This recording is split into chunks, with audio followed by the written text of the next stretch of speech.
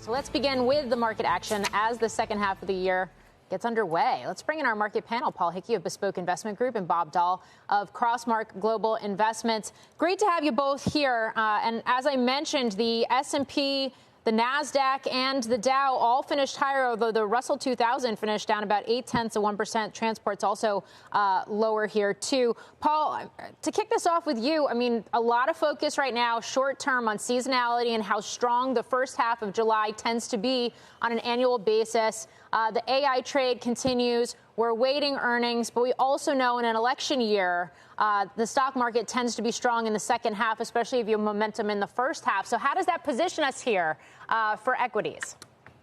Yeah, so I think, Morgan, to your point, we had a strong start to the first half here with all the major averages up.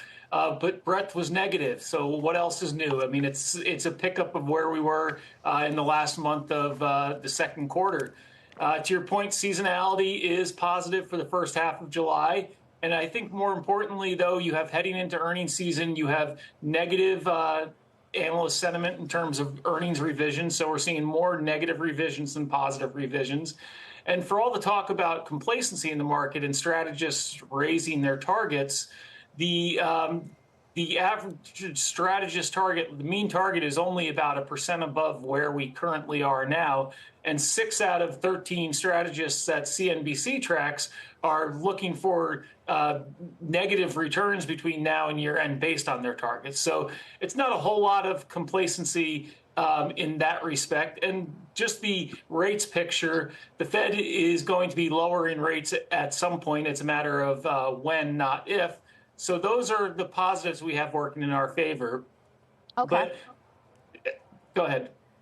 Okay. Well, Bob, I mean, we have seen this Treasury yield back up, a pretty sizable move here in recent trading sessions. You do have an S&P that's trading at, 21 times forward earnings right now. Is there more room left in the tank? Or, as Paul talks about, the fact that maybe there's not so much complacency and maybe there is more caution than we've seen more recently with strategists, are you in that camp?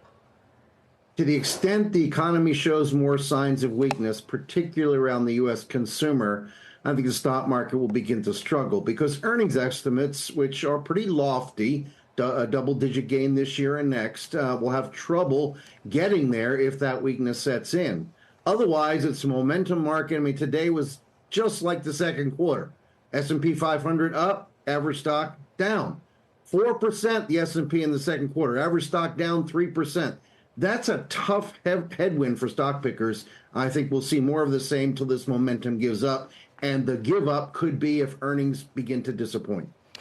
Paul, if I understand you right, you're making the argument that there hasn't been a lot of breadth in this market. The mega caps and AI names have been running ahead, but that doesn't mean that the mega caps not outperforming will take down the rest of the market. They might just hand the baton over.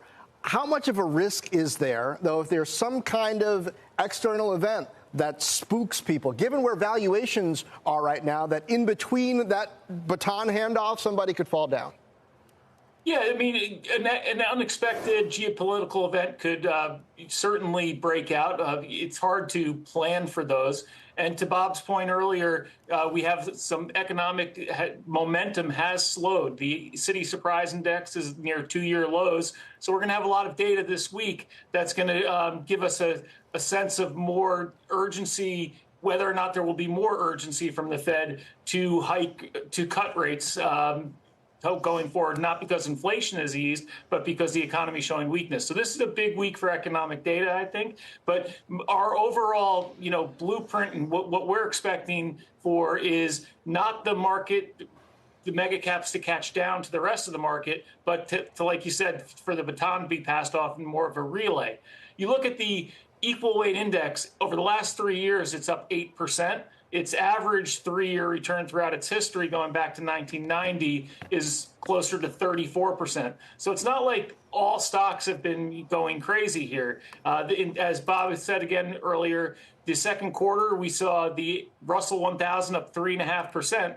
Half of that was NVIDIA, and the other half was Apple, Google, and Microsoft. So the rest of the market here, I think, has a lot of room for improvement. And if we do start to see, if we can get through this economic soft patch that we've been seeing of slower momentum, I think these names can really start to rally in the second half once we get past the late summer weak seasonals.